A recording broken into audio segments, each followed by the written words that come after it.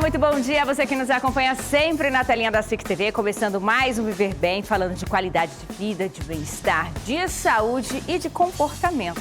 E quem nunca ouviu esta frase, ser mãe é padecer no paraíso? Acho que todo mundo, né? Mas e as partes difíceis e feias da maternidade? As dúvidas, o cansaço, os medos, a culpa. Isso já é um pouco mais difícil de alguém dizer. Diria até mesmo que é um tabu. Afinal, a mãe já nasce pronta, não é mesmo? Mas quem é mãe sabe muito bem que a maternidade não é só flores, né? Não são só flores.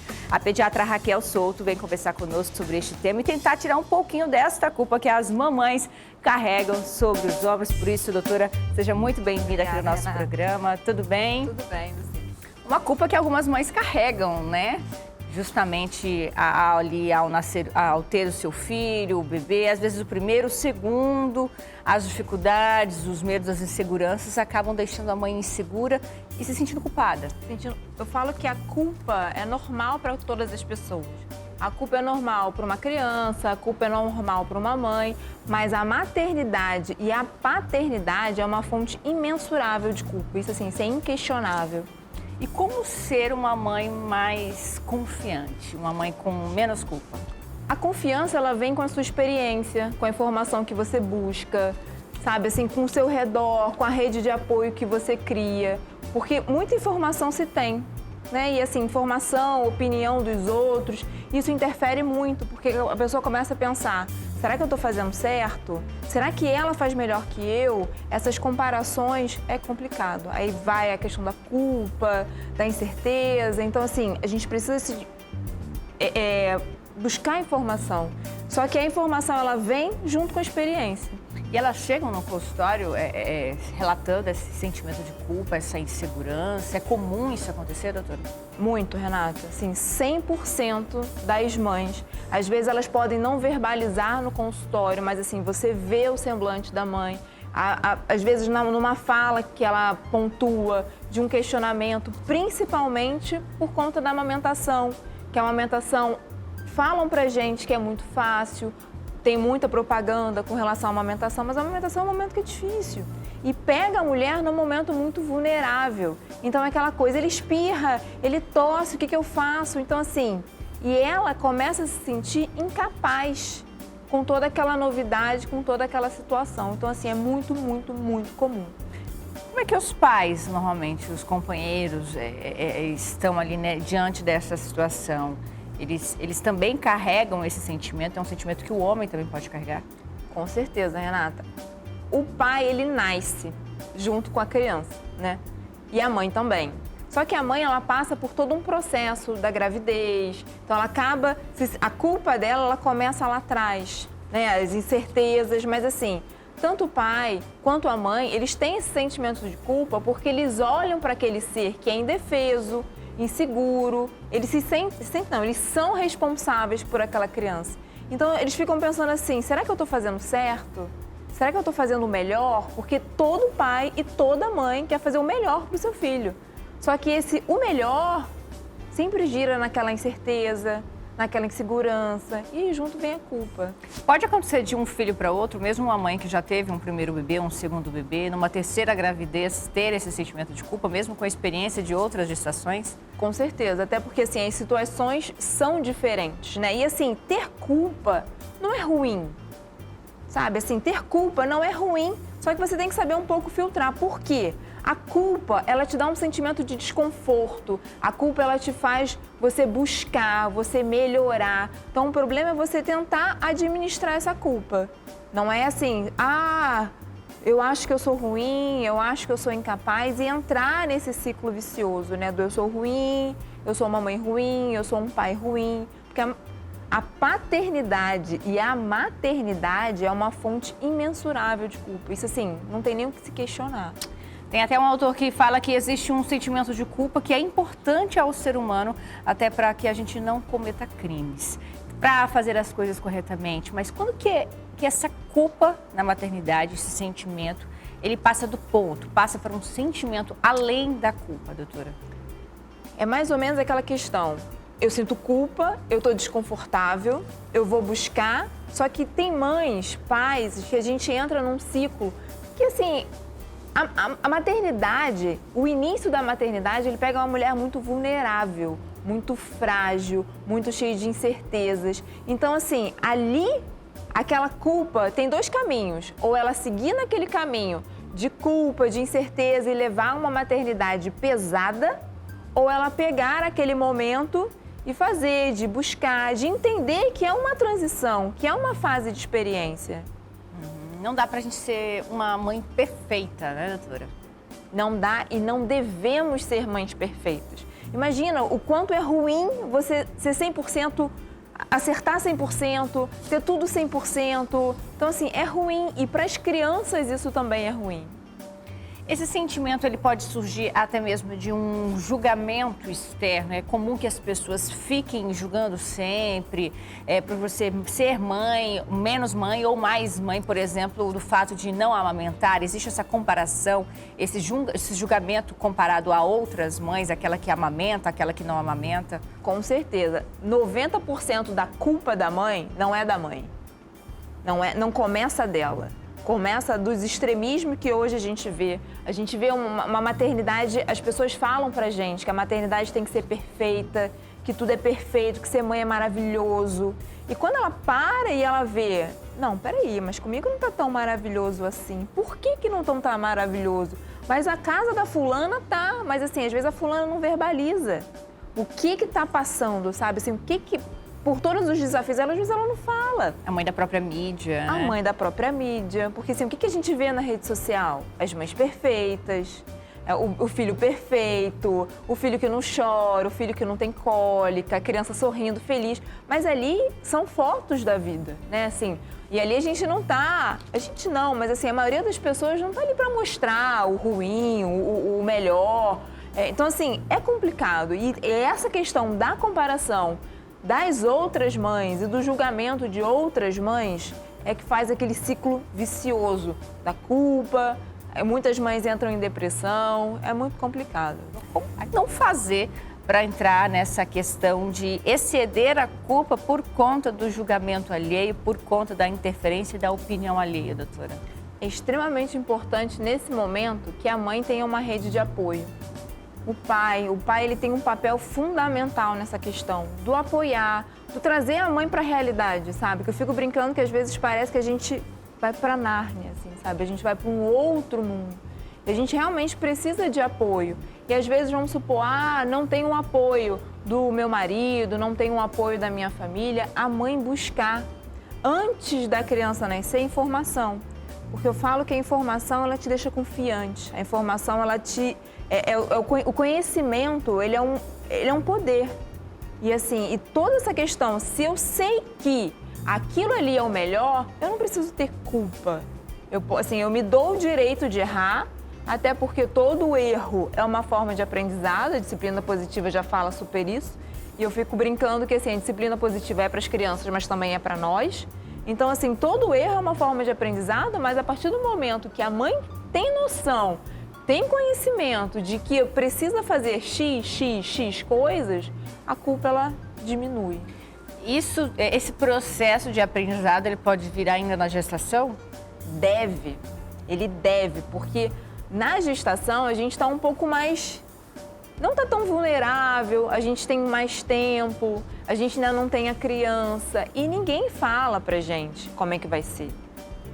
Até porque ninguém sabe, porque assim, cada criança é uma criança, cada gravidez é um evento.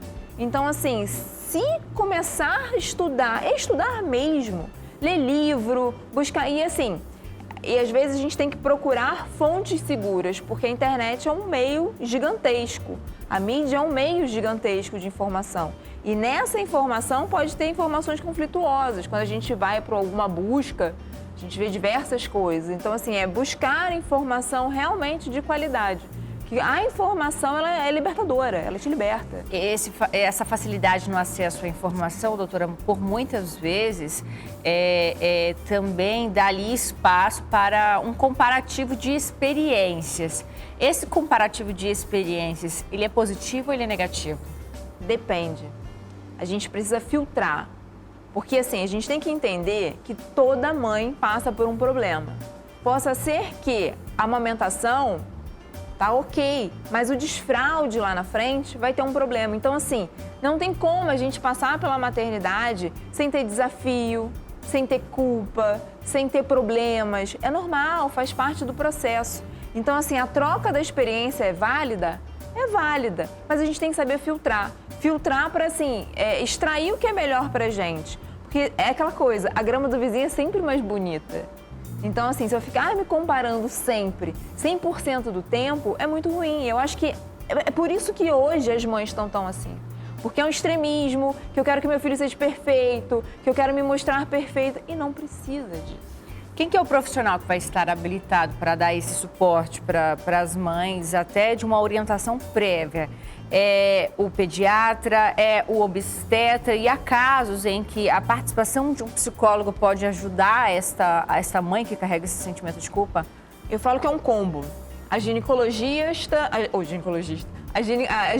ela entra junto com a mãe, né? As questões da mãe, mas assim, o pediatra já começa lá atrás, já começa antes da criança nascer. E é importante que a gente busque isso, é importante que a gente busque o pediatra antes da criança nascer. E é uma cultura pouco utilizada, né? É uma cultura super pouco, tanto que assim, às vezes eu pergunto, fez a consulta pré-natal pediátrica? Fiz 8. Não. Fiz 7. Não, então assim, essa é a ginecológica. É que você vai, faz ultrassom, mede. Mas e a pediátrica? Porque ninguém fala. A criança nasce, mas não nasce com manual. E falam pra gente que a maternidade é ótima, que tá tudo muito certo, mas ninguém dá o caminho. Então, assim, o pediatra, ele faz um papel fundamental, principalmente na amamentação.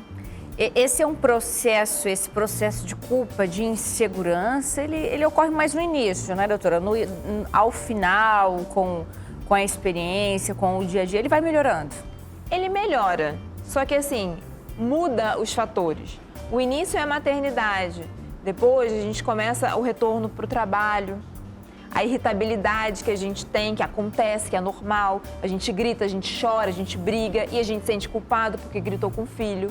A gente se sente culpada porque a gente não soube lidar com a nossa raiva, não soube lidar com o comportamento dele. Então, assim, a culpa, não a culpa, mas assim, esse sentimento, ele é quase constante. Só que a forma com que a gente aborda ele, a forma com que a gente reage a ele, que é fundamental a gente entender para a gente poder ter uma maternidade um pouco mais leve. É possível passar por todo esse estágio e chegar ao título de mãe perfeita? Não, e não devemos. Não tem nada pior para uma criança ter pais perfeitos. É importante que a criança entenda que o pai erra, que a mãe erra e que tá tudo bem. Então, assim, a perfeição na maternidade, eu sou uma mãe perfeita, eu sou um pai perfeito, isso é a pior coisa que a gente pode dar para os nossos filhos. Acho que nem na vida adulta, né? A gente consegue chegar a esse estágio de pais, mães e filhos perfeitos. Ninguém, não existe ninguém perfeito. E assim, essa questão da perfeição, de você querer ser perfeito, é ruim para as crianças. Porque a gente aprende com erro. Então, se eu não mostro para o meu filho a minha vulnerabilidade, o que ele vai pensar dele? Que eu tenho que ser perfeito, ou eu errei. Então, assim, gera aquele sentimento de incapacidade, de não ser resiliente. E, assim, isso são características fundamentais no mundo de hoje. Você ser resiliente, você fazer com que seu filho aprenda com o seu erro.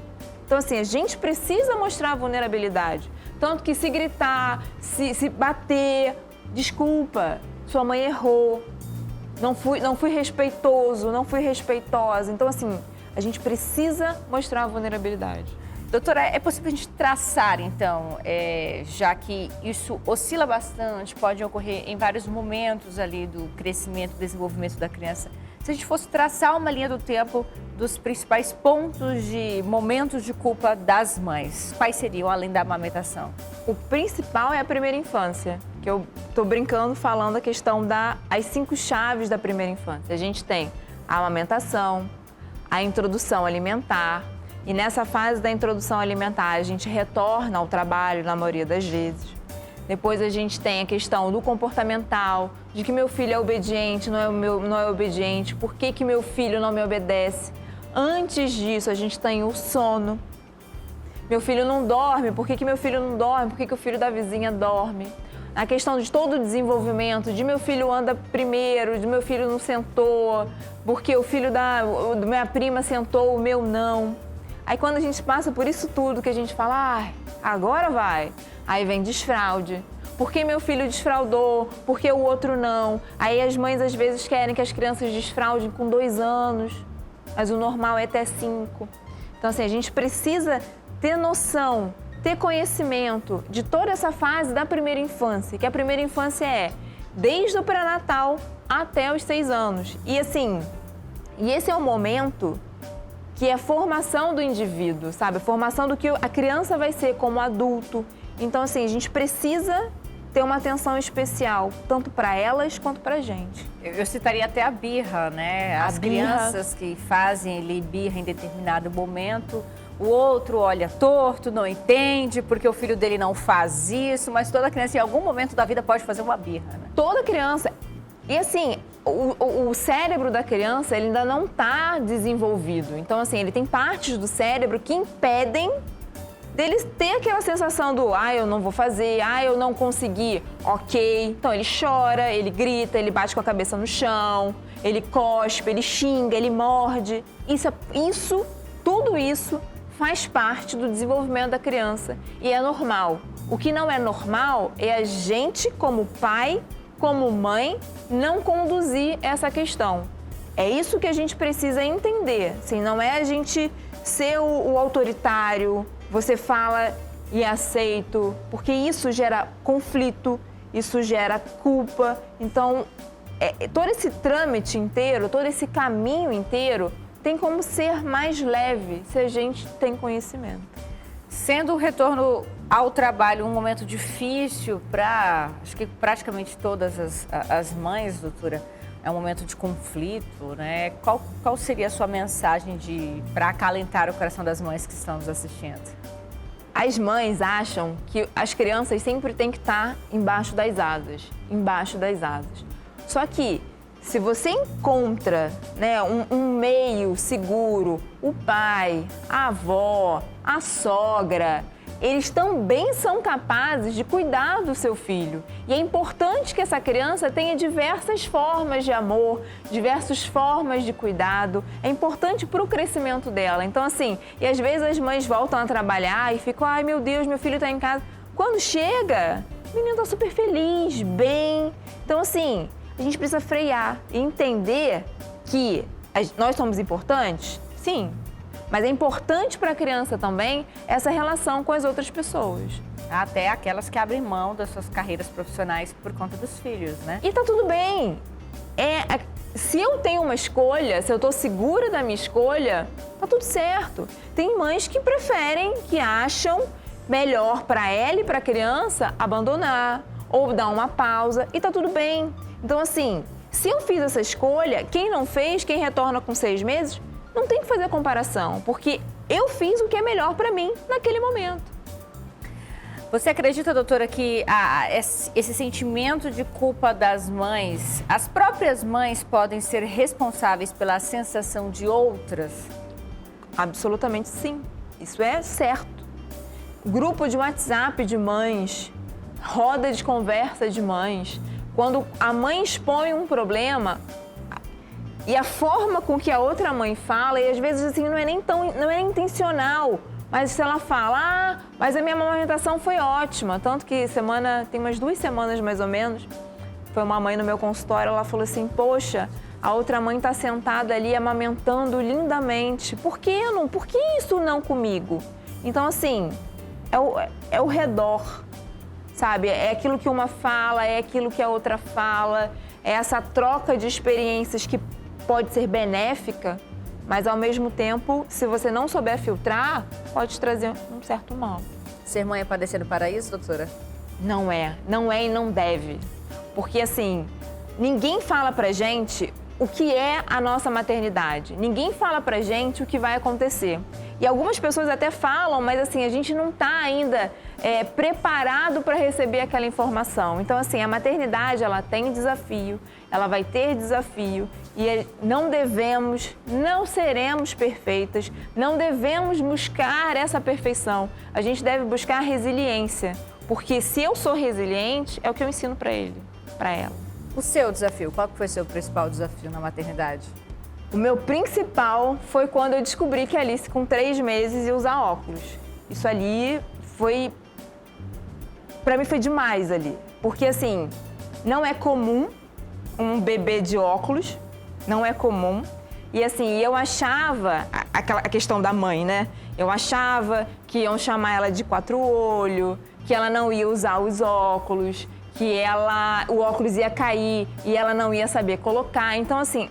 Só que isso tudo estava na minha cabeça. E eu comecei a perceber que a forma com que eu reagia aos óculos ia ser fundamental para ela. Quero agradecer sua participação, doutora. Quer deixar suas redes sociais para o pessoal de casa que tiver aí sugestões de temas, que quiser conhecer seu trabalho? Meu Instagram é doutora Raquel Souto e essa semana a gente está num evento que são as 5 chaves da primeira infância. O link está lá na bio para vocês se inscreverem e eu falo mais sobre isso nas lives, nos posts. Espero vocês. Agradecer também a Celibras por nos ajudar mais uma vez a levar este tema a todos os públicos, né, com a inclusão. E agradecer a você de casa que nos acompanha sempre na tela da SIC TV. Nós estamos de volta no próximo sábado. A você, um ótimo fim de semana.